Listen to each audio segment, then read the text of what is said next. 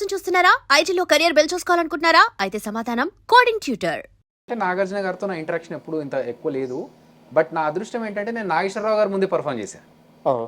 So so ఎప్పుడైతే ఆయన ముందు పర్ఫామ్ చేశానో ఆయన నాకు అప్రిషియేట్ చేసి ఒక మొమెంటో ఇచ్చారు.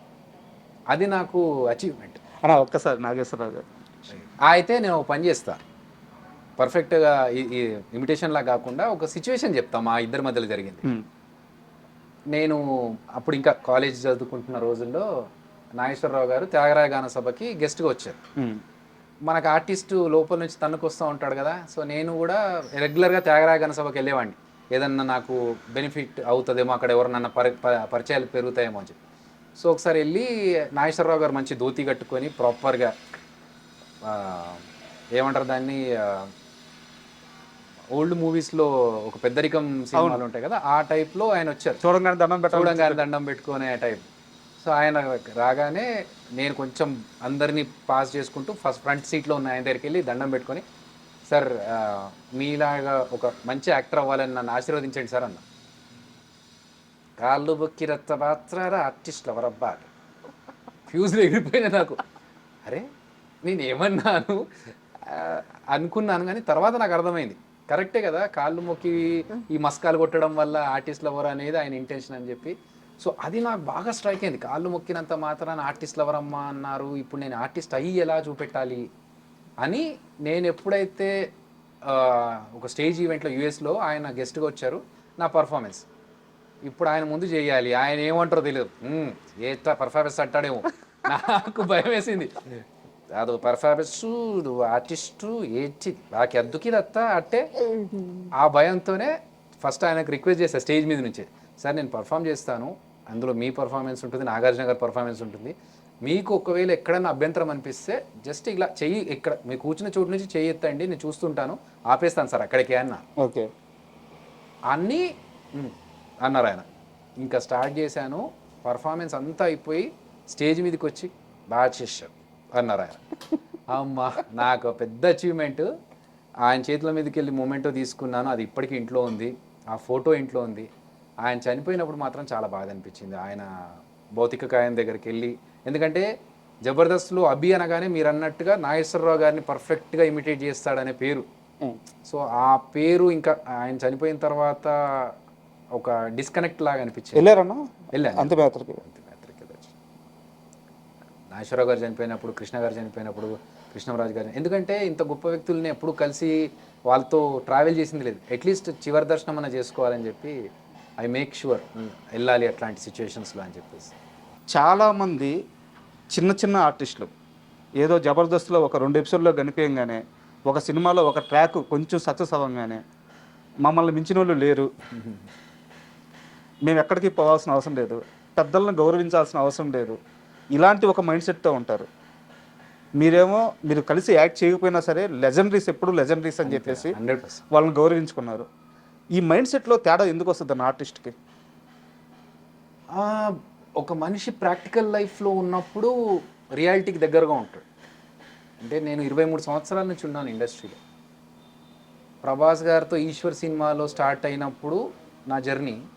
సో నేను చూసా, అంటే లైక్ యూనో ఒక లైఫ్, పెద్ద సినిమా హిట్ అయినప్పుడు జనాలు ఎలా చూస్తారు, సినిమా ఫ్లాప్ అయితే ఎలా చూస్తారు, ఒక క్రేజ్లో ఉన్నప్పుడు మనం ఎలా రిసీవ్ చేసుకుంటారు, అసలు ఏం లేనప్పుడు జనాలు బయట రోడ్డు మీద కనీసం పట్టించుకోరు. ఇవన్నీ చూసి వచ్చాం కాబట్టి ఇదంతా తాత్కాలికం. ఈరోజు మనకు ఒక పేరుండి మన వెంట జనాలు వచ్చి ఫోటోలు దిగినారంటే ఈ రోజు ఉండొచ్చు, రేపు ఉండకపోవచ్చు. సో అది మనం నెత్తి మీదకి ఎక్కించుకున్నామంటే ఇంకా దెబ్బ పడ్డట్టే. ఇవన్నీ పక్కన పెట్టేసి వాట్ వీఆర్ అలా వెళ్తే ఇవన్నీ రావు. ప్రభాస్ గారి టాపిక్ వచ్చింది కాబట్టి ఒక చిన్న ఇన్సిడెంట్ చెప్తాను. ఫస్ట్ షాట్ ఇద్దరి మధ్య ఫస్ట్ షాట్ పెట్టంగానే మీరు ఏదో యాక్ట్ చేశారు. అవును, అలా ఎలా చేస్తారు సిగ్గు లేకుండా అడిగారంట. అదేంటంటే మీరు సినిమాలో చూస్తే ఇప్పుడు తెలుస్తుంది. ఫస్ట్ డేనే ఫస్ట్ షాట్ సుభాష్ థియేటర్, ఇప్పుడు ఉషా మయూర్ అని పేరు మార్చారు, మన ముషిరాబాద్ దగ్గర ఉంటుంది. ఆ థియేటర్లో షార్ట్ 200 మంది జూనియర్ ఆర్టిస్టులు ఉన్నారు. బ్లాక్ టికెట్స్ కోసం నేను, ప్రభాస్ అన్న, మిగతా వాళ్ళు సినిమాలో వెళ్ళాలి ఈశ్వర్లో. సో అక్కడ ఏంటంటే నాకు అంతకుముందు ఆ సీన్ చెప్పలేదు, డైరెక్ట్గా స్పాట్లో జయంత్ గారు పిలిచి ఈ షార్ట్లో ఏంటంటమ్మా నువ్వు ప్యాంట్ తీసి లోపల నీ బాక్సర్ షార్ట్స్ ఉంది కదా అందులో డబ్బులు ఉంటాయి, ఆ డబ్బులు తీసి టికెట్ తీసుకోవాలన్నారు. ఓకే అన్న, నాకు సిగ్గా పాడా మనకు అప్పుడు, ఇప్పుడంటే కొంచెం షై ఫీలింగ్ అని. అప్పుడు ఓకే సార్ అన్నాను. ప్రభాస్ అన్న చూస్తూ ఉన్నారు. ఓకే టేక్ అన్నారు, రెడీ. ఓకే ఆవిడ ఎవరు లేడీ వచ్చింది బ్లాక్ టికెట్స్ అమ్ముతున్నప్పుడు ఒక్క నిమిషం అని చెప్పి టక్కన ప్యాంట్ తీసి లోపల చెడ్డీలోంచి డబ్బులు తీయడానికి ట్రై చేస్తూ ఉంటాను. వచ్చిన తర్వాత ఈ లోపల వేరే వాళ్ళు టికెట్ తీసుకుని వెళ్ళిపోతారు. అయిపోయిన తర్వాత నీకు సిగ్గు అనిపించలేదా ఇంతమంది ముందు అలా ఇలా తీసేవన్నా? సిగ్గా అసలు ఏముంది ఇందులో సిగ్గుపడడానికి? అంటే అసలు కాన్షియస్ లేదు, చుట్టూ జనాలు ఉన్నారు, కెమెరా ఉంది, ఏం పట్టించుకోలేదు. ఫస్ట్ టైం యాక్టింగ్ అవకాశం రావాలని చూస్తున్న వాళ్ళకి ఒక అవకాశం వచ్చింది, ఇంకా అంతే. ఆయనకి డైలాగ్ చెప్పడానికే సిగ్గు, ఆయన సిగ్గుపడతారు బాగా సిగ్గరి. సో అప్పుడు ఓకే, ఇంకా ఇప్పుడు కొంచెం ఎక్కువ సిగ్గు, కానీ అప్పుడు ఇంకా కొంచెం ఇంకా ఎక్కువైందా? ఇప్పుడు ఎక్కువైంది. అప్పుడు ఏంటంటే మేము షూటింగ్ లేకుంటే బ్రేక్ ఉంటే మేము అలా పక్కకి వెళ్ళిపోయి అక్కడ అరుగులు ఉండేవి ధూల్పేటలో, అరుగుల మీద కూర్చునే వాళ్ళం సరదాగా. మేము కూర్చొని మేము మా ఆటలు మేము ఆడుకుంటూ ఫుల్ ఫన్. అసలు ఎక్కడ ఇంత సిగ్గుపడేవాళ్ళు కాదు. ఇప్పుడు వస్తూ వస్తూ ఇంకా సిగ్గుపడుతుంది. అంటే 22 సంవత్సరాల క్రితం జర్నీ అది. కట్ చేస్తే మన బాహుబలి 2లో ఆయనతో పాటు కలిసి అసిస్టెంట్ డైరెక్టర్గా సినిమా కట్ చేశారు. అంటే ప్రభాస్ అంటే మనిషిలో ఎలాంటి మార్పు రాదు, ఒక కింగ్ ఎలా ఉండాలో ఎలా బతకాలో అలాగే బతుకుతుంటాడని చెప్పి అందరూ ఆయన గురించి నెగిటివ్గా చెప్పిన ఒక్క పర్సన్. సో మీరేం గమనించారు ప్రభాస్ గారిలో? ఏమన్నా మార్పు వచ్చిందా లేకుంటే అలాగే ఉన్నారా? చెప్పాక సిగ్గు ఎక్కువైంది. ఇంకా అప్పుడున్నట్లే లైక్ యూనో ఒక చైల్డ్, చిన్న అబ్బాయి మనస్తత్వం ఎలా ఉంటుంది అంటే ఏ కల్మషం లేకుండా వాడికి హామ్ చేయాలి, నేను ఏదో ఇలా చూపించుకోవాలి అలాంటివి ఎప్పుడు లేదు. సరదాగా ఉండి అక్కడ ఉన్న స్టాఫ్ అందరితో కామెడీ చేసుకుంటూ. ఒక చిన్న ఇన్సిడెంట్ చెప్తా. ఆయన అంత పెద్ద హీరోలతో ఎక్కువ మందితో చేసింది లేదు, కానీ మామూలుగా ఆయన స్టేచర్కి ఒక క్యారవాన్లో దిగకుండా షార్ట్ ఉన్నప్పుడు మాత్రమే బయటకు వచ్చి చేసుకోవాల్సిన స్టేజ్లో ఉన్న పర్సన్ సరదాగా వచ్చి అక్కడ కూర్చొని అందులో వాళ్ళ టీం మెంబర్స్ వేసే జోకులకి నవ్వుతూ, చిన్న పిల్లోళ్ళు అయితే ఎలా ఎంజాయ్ చేస్తారో అలా ఎంజాయ్ చేస్తూ, అందులో ఒక అతన్ని కామెడీగా నీళ్ళలో దూసేస్తారు వీళ్ళు ఎవరో.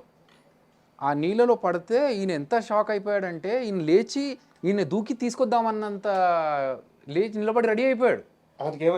ఏమైపోతుందో అని. ఈ లోపల పక్కన వాళ్ళు ఆపి ఉండండి అని చెప్పి వాళ్ళు దిగి బయటకు లాగారు. బట్ పెద్ద డెప్త్ ఏం లేదు అది, కానీ అంత అంటే తనను నమ్మి తన చుట్టూ ఉండే వాళ్ళని అంత ప్రేమిస్తారు. సో అది మంచి క్వాలిటీ. అండ్ ఎప్పుడు కూడా తను సూపర్ స్టార్ అని చూపించుకోలేదు. అది రాజమౌళి సార్ అంటే ఒక ఇండస్ట్రీ మొత్తం, ఇండియన్ ఇండస్ట్రీ మొత్తం ఆయన వైపు తలెత్తి చూసుకునేంత చేశాడు ఆయన. అవును, ఒక విజనరీ. ఆయన ఒక సీన్ తీస్తున్నాడు అంటే దాని స్కేల్ ఏ రేంజ్లో ఉంటుందో ఎవరు ఊహించలేరు. అలాంటి ఆయన దగ్గర అసిస్టెంట్గా చేసి అక్కడి నుంచి మీరు ఏం తెచ్చుకున్నారు? ఆయన దగ్గర డిసిప్లిన్ ఫస్ట్ నేర్చుకున్నాను. మనకున్న కొంచెం ఇంకొంచెం షార్పెన్ అంటే మనకు ఆల్రెడీ కొంచెం వచ్చిన దాన్ని ఇంకెవరన్నా బాగా చేస్తున్నారంటే అరే ఇది ఇంకా నేర్చుకోవచ్చు అన్నలాగా డిసిప్లిన్ బాగా నేర్చుకున్నాను ఆయన దగ్గర. And perfection. సో పర్ఫెక్షన్ అనేది రాజమౌళి గారి దగ్గర చాలా, అంటే ఒక టేక్ కరెక్ట్గా రాకపోతే ఎన్ని టేక్స్ అయినా తీసుకోవాలనే పర్ఫెక్షన్ ఆయన దగ్గర ఉంది. ఇప్పుడు మాకున్న బడ్జెట్లో అది పర్మిట్ చేయదు, కానీ చేసిన వరకు ఎలా చేయాలి, ఎంత బాగా చేయాలి, క్రియేటివ్గా దీన్ని ఎలా చూపించవచ్చు.